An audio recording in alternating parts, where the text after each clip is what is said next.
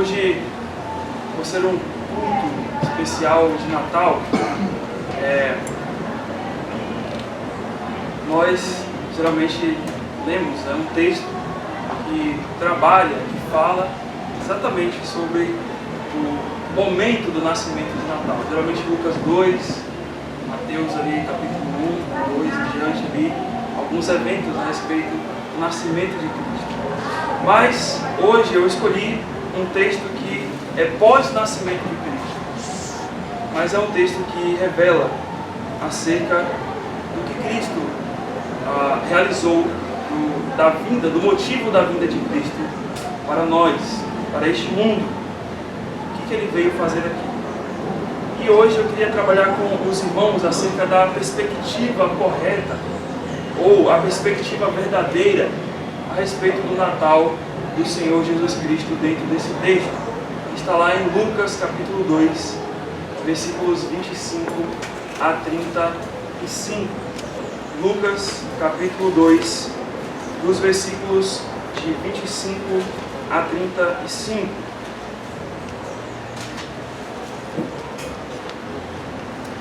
E nós vamos ler, por enquanto, só dois versículos, o versículo 25 e o versículo 26, de Lucas capítulo 2.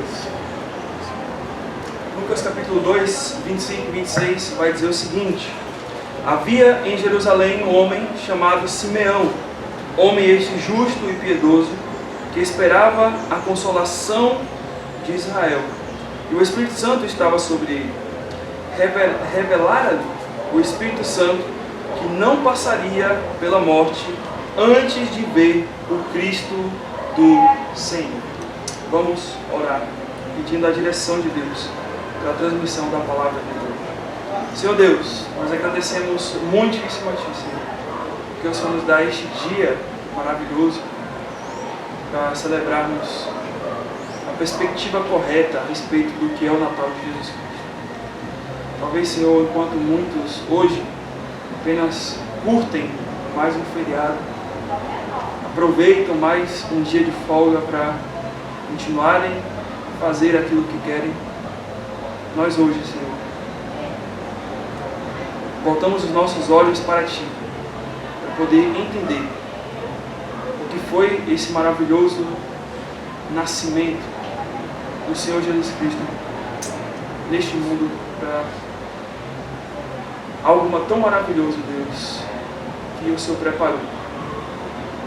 Que possamos realmente, Senhor, com nossos corações, agora, com a ajuda do Teu Espírito, sermos iluminados, afastando tudo aquilo que nos prende, nossas ansiedades, nossos pensamentos naquilo que ficou em nossas casas, ou aquilo que perturba o nosso coração, ou de tudo aquilo, Deus, que pode atrapalhar esse tempo e essa compreensão acerca disso que é o fundamental e o principal para a vida de toda pessoa.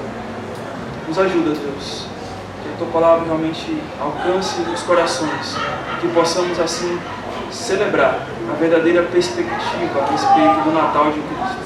No nome de Cristo oramos a Ti. Amém. Em 2013, um evento parou o mundo. Você se lembra qual foi esse evento? Muitas coisas aconteceram, mas um evento especial parou o mundo durante alguns dias. O que quer dizer, aqui no Brasil talvez nem teve tanta ênfase assim para a gente, mas de certa forma você deve ter ouvido isso. Nascia o terceiro pretendente à coroa britânica, o príncipe George, filho do príncipe William, e da princesa Kate. Não sei se você se lembra disso, talvez não é muito tempo, muita coisa, muita informação, mas o mundo todo parou. Se você olhar na internet, pesquisar vídeos no YouTube e colocar lá nascimento do rei George, do príncipe George, melhor, você vai encontrar várias e várias reportagens de pessoas que estavam lá naquele momento, naquele dia de repórteres, de pessoas aglomeradas para assistir as primeiras cenas do príncipe George saindo dos braços dos seus pais, né, do príncipe e da princesa.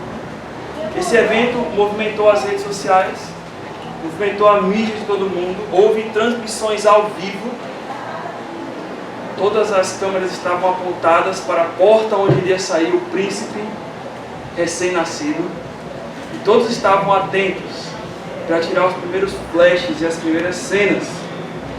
No palácio de Buckingham, que é o palácio onde está a rainha, uma placa foi colocada diante de uma multidão, uma placa sobre um cavalete de ouro, que anunciava o nascimento daquele príncipe, como de costume, há gerações e gerações. Os príncipes que nasciam sempre colocavam-se uma placa, um cavalete de ouro, com uma estrutura, com uma placa também, escrito ali o anúncio do nascimento daquele príncipe. E aí,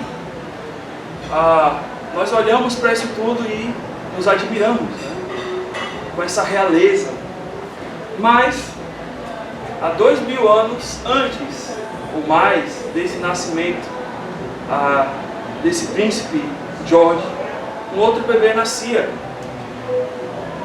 Um outro bebê igual, da mesma forminha, pequeno, com as mesmas estruturas físicas, braço, cabeça, pés, dedos, olhos, boca, nascia. E este então era um bebê simples, um bebê qualquer, embora que tivesse a mesma semelhança e estrutura de qualquer bebê, mas ele não era um príncipe apenas, mas um rei. Ele não nasceu como um príncipe, mas ele já nasceu como um rei. E há uma diferença, né, na hierarquia entre príncipe e rei. E esse rei que nasceu, ele não sucede e nem precede a nenhum outro rei, porque ele é o rei acima de tudo, ele é o rei dos reis. Também este rei, diferente do príncipe George, que talvez um dia vai ser um rei, ele não vai dominar sobre alguns quilômetros de terras, mas esse rei que nasceu, ele nasceu para dominar o universo, com todos os seus planetas e estrelas e tudo mais que não conhecemos em nossa ciência a respeito do que tem no universo. Ele é o dono disso tudo. Ele não é o dono disso daqui, mas disso tudo. E esse rei nós sabemos quem é. É o rei Jesus Cristo. O bebê mais nobre, o bebê mais soberano, o bebê mais poderoso e justo que já passou por esta terra. É? Desde criancinha, Cristo era justo, soberano, santo, nobre, poderoso. E Cristo nasceu. E se compararmos que é algo, claro, impossível, o nascimento de Cristo com esse nascimento do príncipe George, nós vamos ver várias diferenças. Primeiro, as diferenças de regiões. Um nasceu no Oriente Médio, o outro nasceu na Europa. A diferença de tempo. Um nasceu muito antes e o outro nasceu recentemente agora, 2013. Mas também há uma diferença com relação à condição social do nascimento. Né? Um nasceu em berço de ouro. Um nasceu com os holofotes, as câmeras todas apontadas para registrar a sua face, enquanto o outro não teve nada disso. Mas, diante de todas as diferenças que nós podemos notar sobre esses dois nascimentos, o que me chama mais a atenção é a perspectiva do nascimento. Porque diferente do príncipe George, que todos esperavam, e todos sabiam que ele iria nascer já como um príncipe, foi diferente com relação a Jesus Cristo. Ele nasceu e todo mundo olhava para ele e falava: mais uma criança. É só o filho de José e de Maria. Ele cresceu assim. até o ponto em que realmente ele iniciou o seu ministério. Mas do ponto do seu nascimento até o ponto da sua vida, com relação às pessoas com que Cristo vivia e convivia durante o seu crescimento, até o seu ministério, olhavam para ele somente como o quê? Um mero menino. Olha o menino aí passando. Embora que talvez José e Maria tinham e sabiam no coração pelas profecias de que ele era especial, mas as outras pessoas olhavam para ele como comum. A gente não tem os relatos aí da infância de Cristo, do que Cristo fez durante a sua infância, mas ele era uma criança, e era uma criança que todos olhavam como qualquer criança, não tinha nada de especial. Não era como o príncipe George, que se sair por aí pela rua, trocentos seguranças estão à sua volta, e ele nem pode, né, sair assim, porque ele tem regras da realeza. Mas Cristo é diferente. Quando Cristo nasceu, nem Maria e nem José esperavam que eles seriam pais terrenos do Rei dos Reis. Eles não esperavam isso. É tanto que o anjo tem que ir lá, o anjo tem que falar a Maria: olha, o que vai ser gerado de ti é do Espírito Santo, e é o Messias. E ela se espanta, e ela não entende ainda o que está acontecendo, e José já quer se afastar dela, e tem que vir um anjo lá e explicar para ele tudo o que está acontecendo, porque eles não sabiam. Mas também, na cidade do nascimento de Cristo, Belém, quando Cristo nasce, a cidade não está preparada. Ou seja, não havia lugar para ninguém. Todo mundo ocupou seu lugar. Mas ia nascer um rei. Você não acha que se viesse um rei hoje, no Brasil, como é que ele deveria ser tratado? Com certeza ele não iria para uma estrebaria. Ele iria, talvez, o melhor hotel daqui do Rio, se ele viesse aqui para o Rio, iria desocupar todo o prédio para poder aquele rei ficar ali com a sua comitiva. Mas quando Cristo nasceu, a cidade não desocupou para que ele pudesse aparecer, para que ele pudesse se instalar nos seus primeiros dias de nascimento. Pouco a cidade se preocupou com isso. Também as pessoas não pararam a sua vida para esperar o nascimento de Cristo. Note que lá em Lucas 2, 8 e 9, quando Cristo nasce, anjos têm que sair e encontrar pastores que estão fazendo o quê? Trabalhando no campo. Eles não pararam para poder, olha, vai nascer o Cristo, né? Então vamos parar tudo o que nós estamos fazendo para poder ir para onde ele está para ver o seu nascimento. Não. Eles não param a sua vida. Eles continuam tocando a sua vida, e anjos têm que ir lá e anunciar e falar para eles: olha, nasceu Cristo, para um pouquinho aí o que vocês estão fazendo e vem aqui. Olha como é que é o nascimento de Cristo. E em último lugar, talvez o pior de todos, as autoridades da terra fizeram um pouco caso do nascimento de Jesus Cristo. Na verdade, Mateus 2, de 1 a 8, e o versículo 13, se você olhar lá, até as autoridades do rei Herodes, né, que ele queria, quando soube que havia um Cristo, aí ele, né, o prometido, chegam os reis lá, os reis magos, os magos chegam lá e vão dizer para ele: olha, onde está aquele que é o rei dos judeus, que nasceu aqui? Mas que rei é esse? Nós não conhecemos outro rei. Talvez Herodes falou: o rei aqui sou eu. Cadê os outros? E aí, quando é explicado a profecia a respeito da vinda de Cristo, aí que aqueles homens tramam, ao invés de poder ir lá e adorar o Rei dos Reis, eles tramam contra aquela criança, contra a Jesus Cristo, até mesmo maquinando a sua morte, ao ponto em que Cristo tem que fugir para as regiões do Egito e ficar lá por um bom tempo, para que ele depois pudesse voltar, por conta de que queriam matá-lo. Olha que cenário como Cristo nasce. Irmãos, isso tudo por causa do nosso pecado, né? A gente vai falar um pouquinho mais na frente, mas note que nem mesmo o nascimento do Rei dos Reis não foi impactado pelo nosso pecado. Foi impactado. Ao ponto de que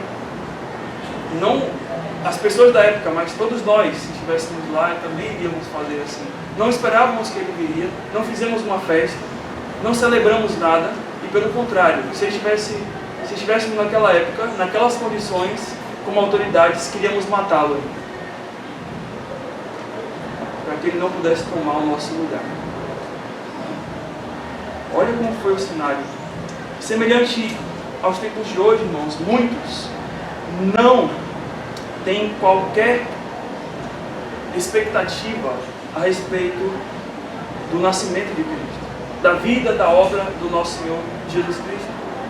Se você olhar o Natal está recheado de enfeites, o Natal está recheado de decorações, o Natal está recheado de palavras boas, de palavras até muito boas, de conselhos e de frases bonitinhas.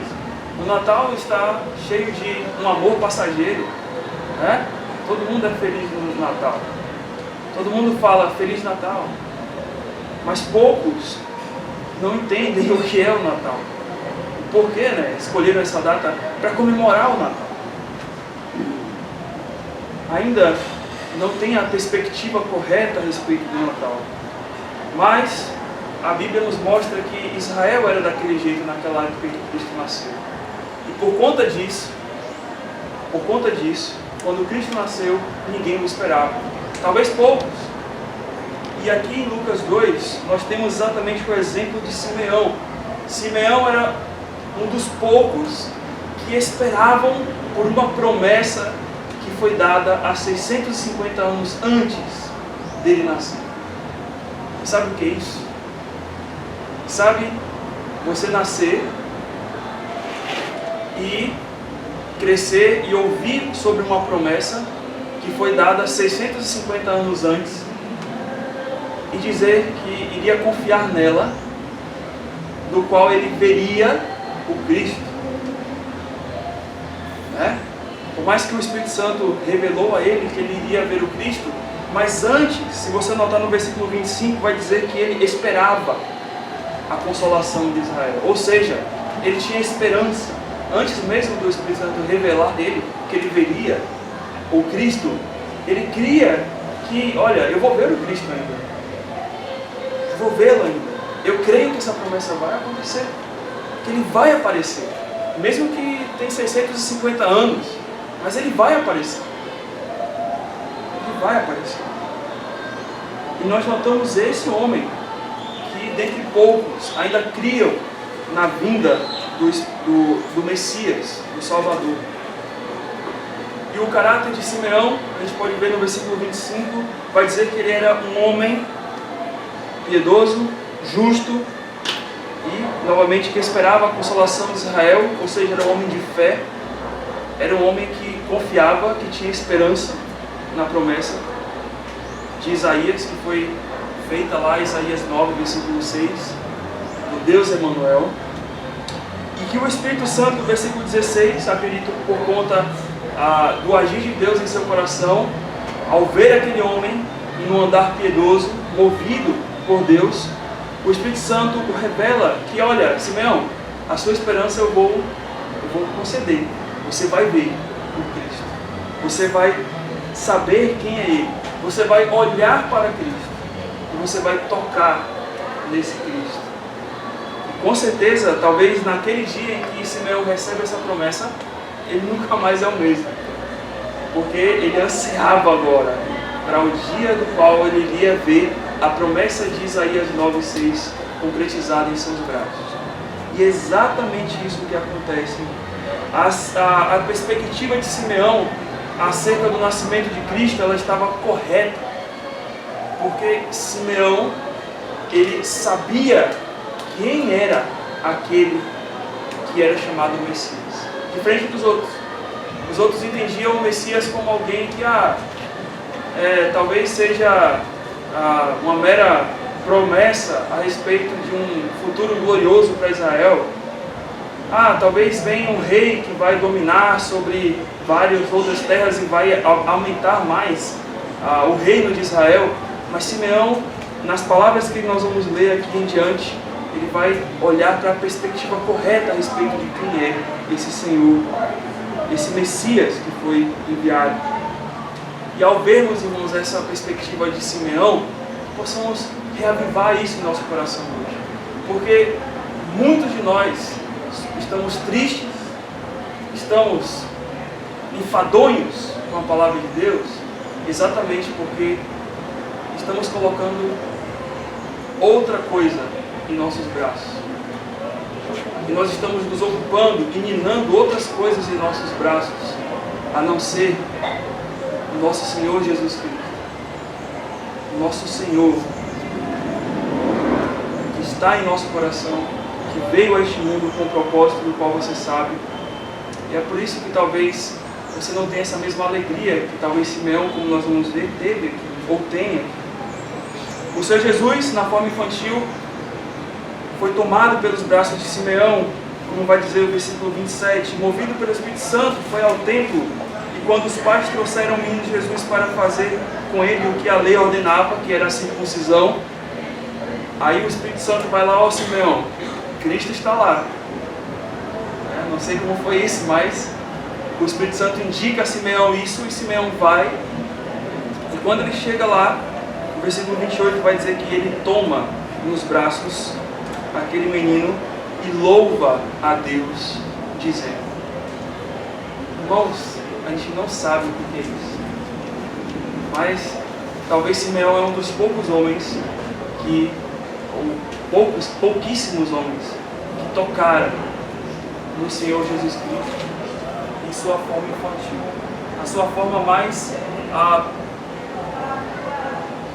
frágil, se assim a gente pode dizer, da vida de Cristo. Uma coisa é você tocar em alguém adulto, mas outra coisa é você tocar em alguém do ponto de vista de uma criança, de defesa. E Simeão faz isso.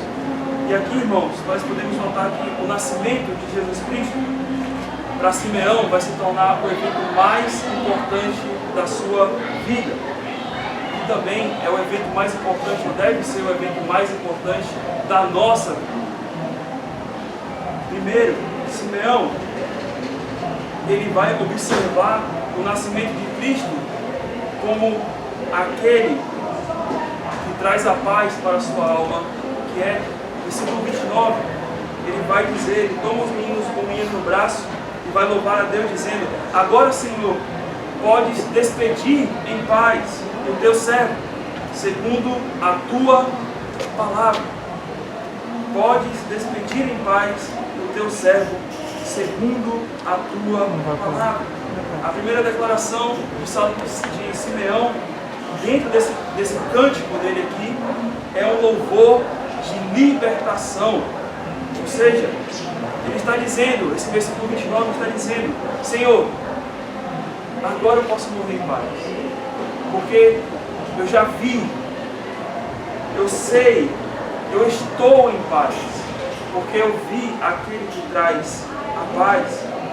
A palavra aqui, despedir, é a palavra grega apolluo, que significa libertar, deixar ir, ou soltar, ou desprender. Era uma palavra muito utilizada quando o prisioneiro era solto.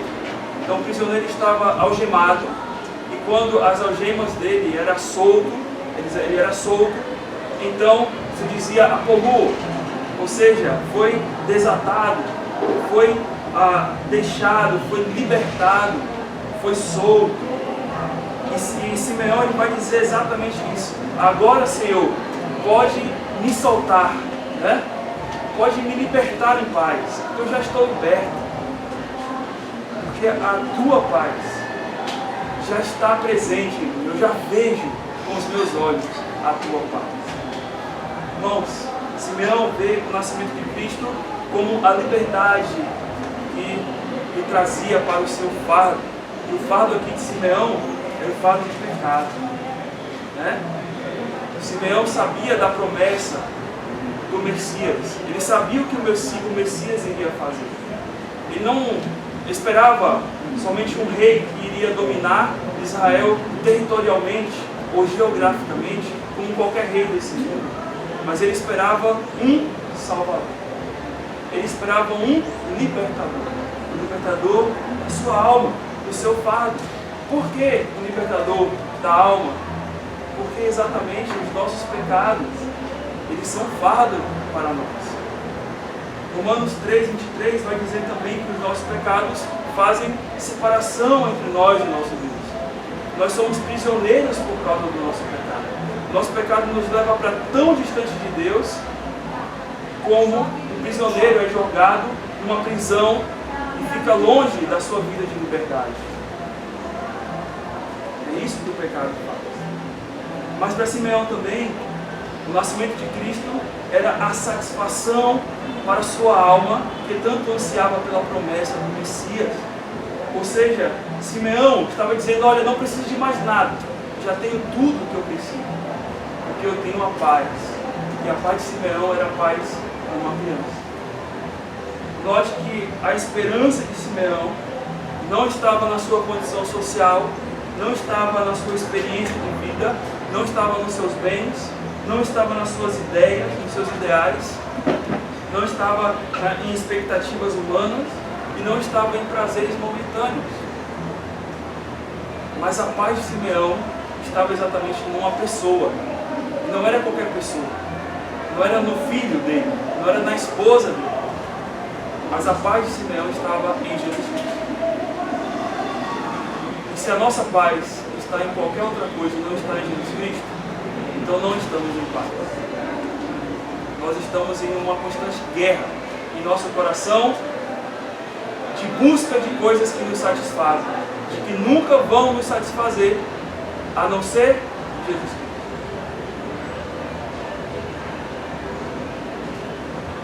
Jesus Cristo é a nossa paz.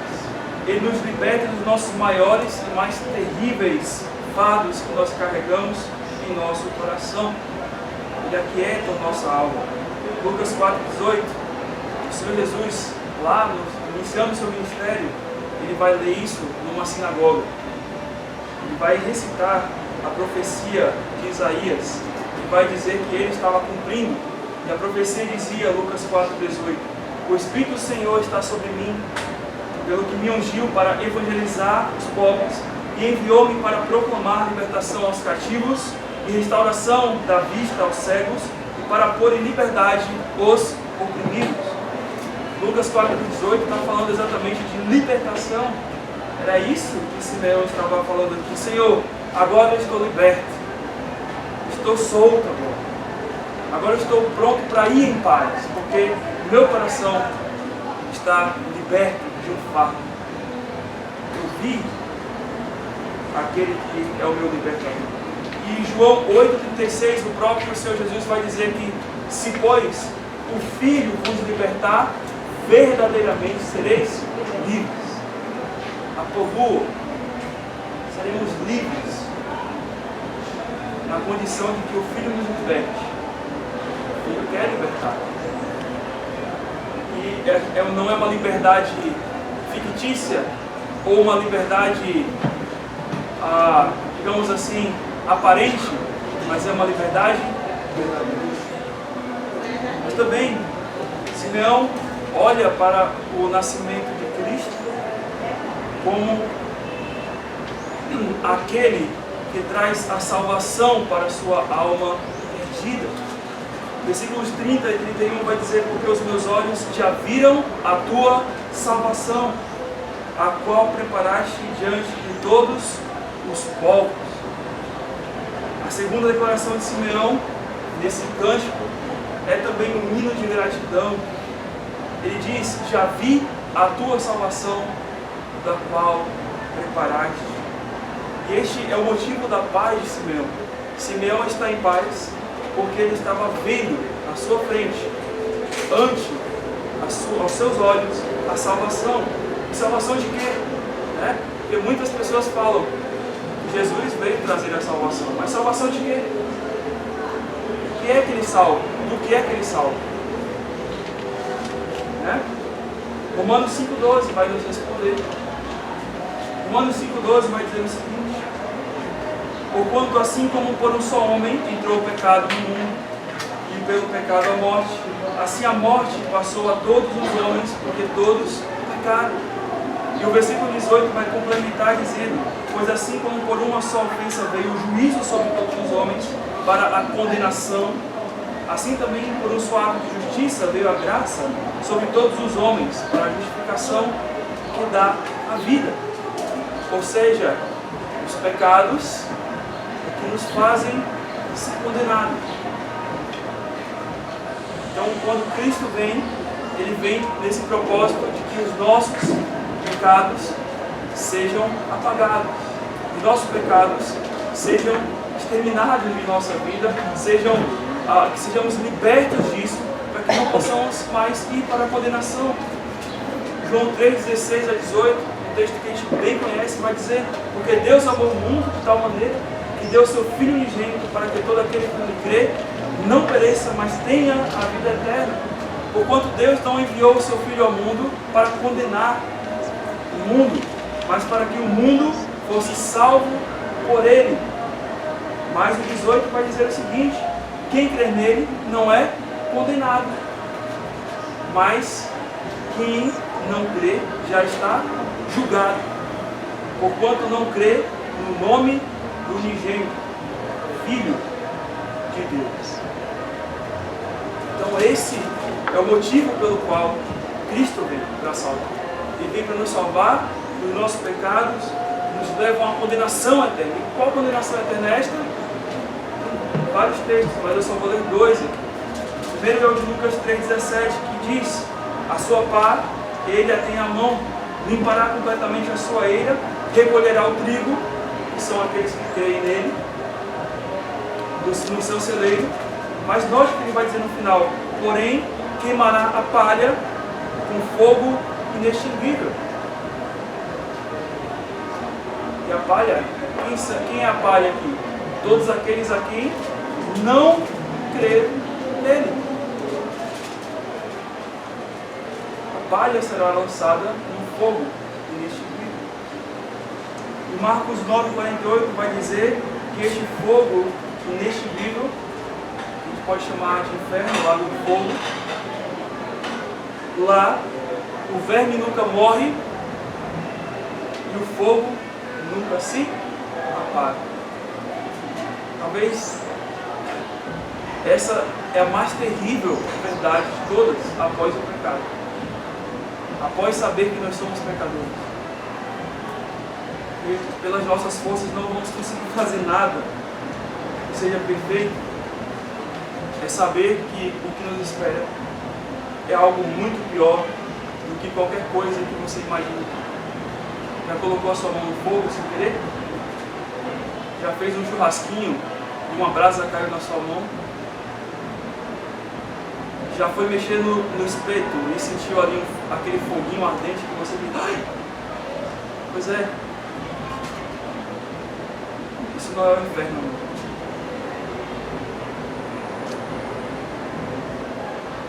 Mas note que o nascimento de Cristo é o ato no qual Deus mostra ao mundo que preparou a solução para esse sofrimento, para essa condenação. Ele trouxe a solução, ele preparou a solução para o pior dos nossos problemas. Exatamente isso, a condenação dos nossos pecados. Note que o versículo 30 vai dizer: porque os meus olhos viram a tua salvação, e o 31, a qual preparaste diante de todos os povos.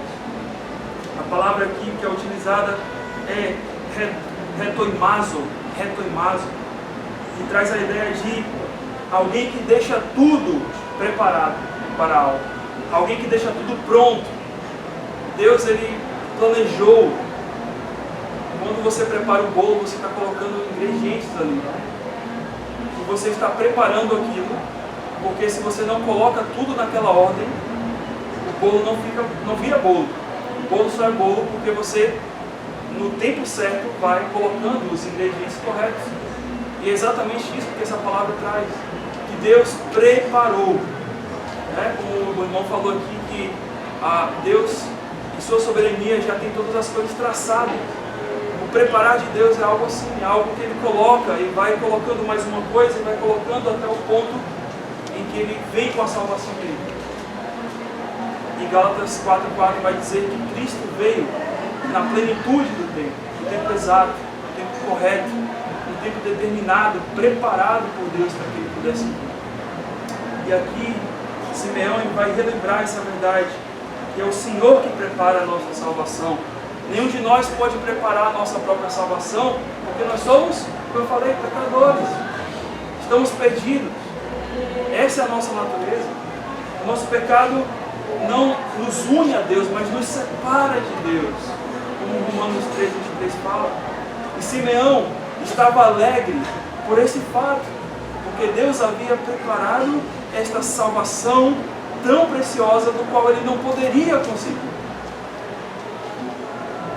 Simeão ele está tão alegre porque ele olha para a sua miséria de pecado e ele vê, eu não tenho jeito, mas ele olha para a promessa de Deus, do Messias, que o Messias vem para trazer a salvação, e ele fala, agora sim eu tenho jeito, agora sim eu tenho esperança.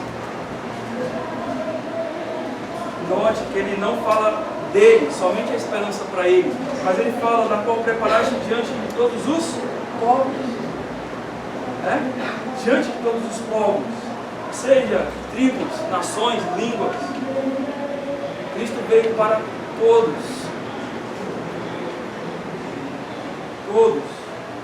as nações, línguas, tribos, aqueles a quem ele chamaram. A salvação não é conquistada por nossos esforços, mas é dada como presente de Deus. Então no Natal, o presente que você poderia mais se debruçar de alegria é o presente de que Cristo veio para você. Cristo veio salvar. Ele é o presente. Às vezes a gente dá um presente para quem está aniversariando, né? Mas quando ele veio ao mundo, ele é o presente para o mundo. Porque nós precisávamos disso. Se não fosse a vida de Cristo, ai de nós. Romanos 3:10-12 vai dizer que não há justo nenhum sequer, não há quem entenda, não há quem busque a Deus. Todos se extraviaram, só se fizeram inúteis. Não há quem faça o bem, que nunca peque. Mas Efésios 2:8-9 nos dá outra esperança.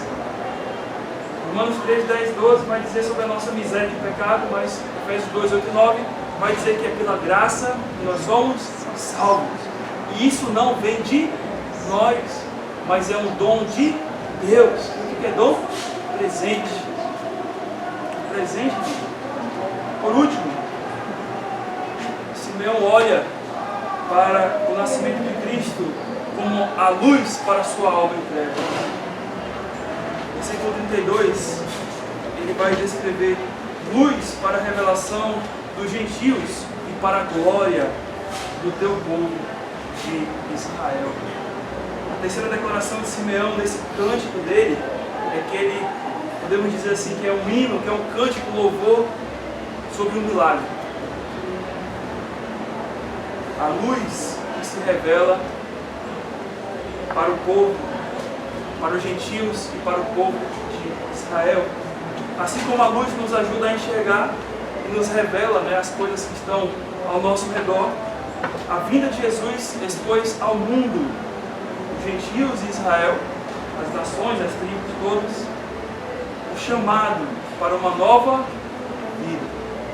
Essa é a luz de Deus, o chamado para uma nova vida.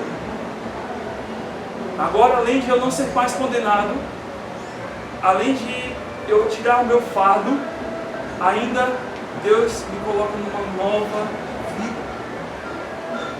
E é isso que essa luz traz, a luz de Jesus Cristo, a própria pessoa do nosso Senhor Jesus. Este era o propósito pelo qual Jesus Cristo veio, para nos revelar a verdadeira vida, oculta aos nossos olhos quando não conhecíamos Ele, oculta aos olhos quando nós estávamos nas trevas dos nossos pecados. E esta vinda não envolvia, esta vida, essa nova vida, não envolve pecado, que traz sofrimento, aflição, frustração, mas é uma nova vida em que Ele nos leva à perfeição. Uma nova vida em que sim, ainda vamos cair, lutar durante essa vida aqui com os pecados, mas é uma vida que vai nos levar à perfeição quando chegarmos lá no céu, no descanso quando Ele nos chamar.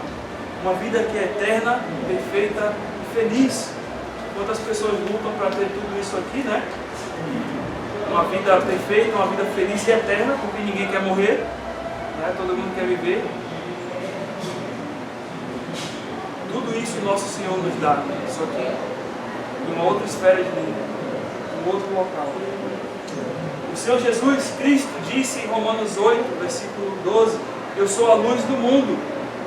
Quem me segue não andará em trevas, mas verá, ou terá, melhor, a luz da vida, e verá também a luz da vida.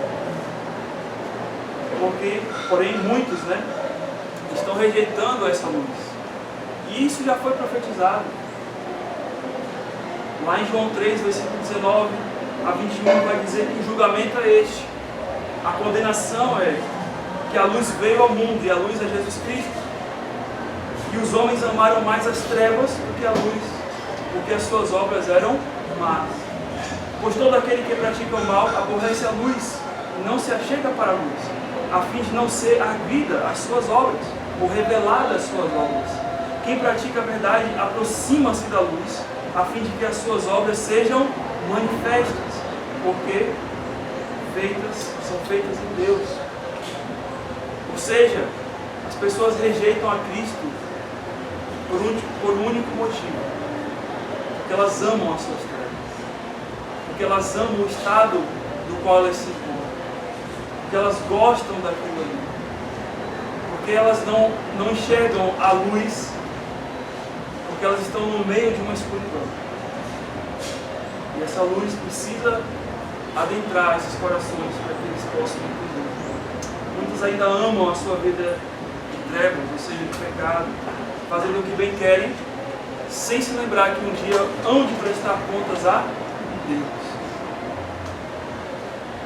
Porque rejeitaram a luz que veio para eles. O propósito do Evangelho do Senhor Jesus é este também. Ele veio para salvar, mas ele também veio para revelar, através da luz, a condenação àqueles que o rejeitaram. E é o que no final aqui vai ser dito por Simeão, no versículo 33 ao 35. E estava o pai e a mãe do menino admirados do que ele dizia. Simeão, versículo 34, os abençoou e disse a Maria, a mãe do menino: eis que este menino está destinado para a ruína, como para o levantamento de muitos em Israel, e para ser alvo de contradição. Também uma espada transpassará a própria alma, para que se manifestem os pensamentos de muitos corações. Ou seja, Jesus já nasceu para a ruína, para a espada e para a contradição. Ou seja, para sofrer e para a morte. Imagine, né? A sua mãe acaba de sair da maternidade com você nos braços. Aí chega alguém na rua, pega você, começa a louvar a Deus. Olha que menino bonito, né? Louvado seja Deus por essa criancinha maravilhosa. Mas olha, ele vai sofrer muito, viu? Vai passar uma espada no meio dele. Ele vai ser arruinado na vida, sabia? Imagine, o que sua mãe faz? Beleza, cara. Toma um susto. Mas Cristo já nasceu assim. Ele já nasceu destinado a morrer. Porque esse era o propósito do nascimento do Cristo. Ele não nasceu para viver. Os filmes retratam, né, quando Cristo morre na cruz, os filmes retratam as pessoas chorando porque Cristo morreu. Enquanto, na verdade, elas deveriam chorar pelos seus próprios pecados. Mas elas deveriam se alegrar, porque Cristo morreu para salvar elas. Por isso que a morte de Cristo, ela deve ser comemorada de duas maneiras. Com uma introspecção interna de tristeza pelos nossos pecados, porque crucificaram aquele a que era justo e bom e que não merecia a morte, mas por outro lado, com alegria, porque ele morreu para nos salvar. E se ele não morresse e ressuscitasse, era vã a nossa fé, e estávamos mortos em nossos pecados, como diz 1 Coríntios. Mas também é dito que por causa da morte de Cristo, né, dessa ruína, dessa espada que iria cortar o lado de Cristo, né, a lança, e a contradição que ele iria sofrer, ele iria levantar a muitos. Ou seja, muitos seriam salvos, resgatados, restabelecidos, levantados da perdição. Muitos que estavam sem paz, perdidos e em grandes trevas, iriam ser salvos. Mas o versículo final vai dizer que para que se manifestem os pensamentos de muitos corações, ou seja, outros também iriam ver a Cristo, ouvir a Cristo, como vocês hoje, ouvir sobre o Evangelho e vão continuar rejeitando. E o seu coração vai demonstrar que rejeita a mensagem do Evangelho. E Cristo viria para expor isso também, a verdade do coração dessas pessoas. Por fim, irmãos, hoje, não por causa do dia 25 de dezembro, a gente tem muito a comemorar, como Simeão também comemorou, porque Jesus Cristo nasceu para que pudéssemos ter vida, vida que nos livra da condenação. João 3,36 vai dizer exatamente isso. Por isso, quem crê no Filho tem a vida eterna, o qual, todavia, se mantém rebelde contra o Filho, não verá a vida, mas sobre ele permanece a ira de Deus. E hoje, se conhecemos a Cristo, a ira de Deus não está sobre nós, mas hoje nós vivemos no amor de Deus, no Filho de Deus. Mas ao convite do Senhor Jesus Cristo, lá em Mateus 11, versículo 28 a 30, que diz: vinde a mim, todos vós que estáis cansados e sobrecarregados, e eu vos aliviarei. Porque, aliás, tomai sobre vós o meu jugo, e aprendei de mim, que sou manso e humilde de coração, e acharei descanso para as vossas almas. Porque o meu fardo é leve, é suave, e o meu fardo é leve. Porque o meu jugo é suave, e o meu fardo é leve. E Ele está convidando, Ele está chamando aqueles neste Natal a receberem esse presente. O presente de se livrarem dos fardos dos seus pecados, de se aproximarem a Ele, crerem nele como Salvador das suas vidas, para que não possam ir para a condenação, mas para que possam ir para a vida eterna. Então, por isso, não há nada mais maravilhoso no Natal do que aquilo que Simeão enxergou, que nós estamos enxergando hoje. Que Cristo veio para nos dar a vida eterna. De que essa vida nos traz paz, essa vida também nos traz salvação, como nós falamos já, mas que essa vida também nos leva à luz, à nova vida, a um novo modo de viver. Eu não vivo mais como eu vivia antes, porque os meus fardos ficaram para trás, porque os meus pecados ficaram para trás. E agora eu posso descansar ao lado do Filho de Deus que veio por mim para sofrer, para que eu pudesse estar livre do meu peso. Essa é a perspectiva correta do Natal. Não adianta a gente passar Natal e Natal comemorando algo que a gente não entende, algo que é só meramente um tempo de comunhão com pessoas que a gente gosta, se a gente não compreende isso, se a gente não tem isso como uma verdade na nossa vida. Vamos orar ao Senhor. Senhor Deus, muito obrigado, Senhor, porque o Senhor nos deu este presente, porque resplandeceu a luz de nossas trevas. Nós hoje conhecemos Jesus Cristo como nosso Salvador, como nosso Senhor.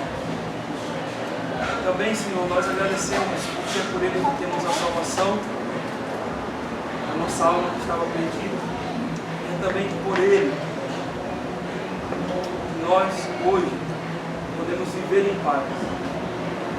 Muito obrigado, Senhor, por tudo isso. Que essa realidade, essa perspectiva de vida também alcance a outras pessoas que vão ouvir ainda, que estão ouvindo, que ouvirão no futuro, que não até nasceram ainda, não sei, mas ouvirão o Evangelho. Essa verdade também os alcance.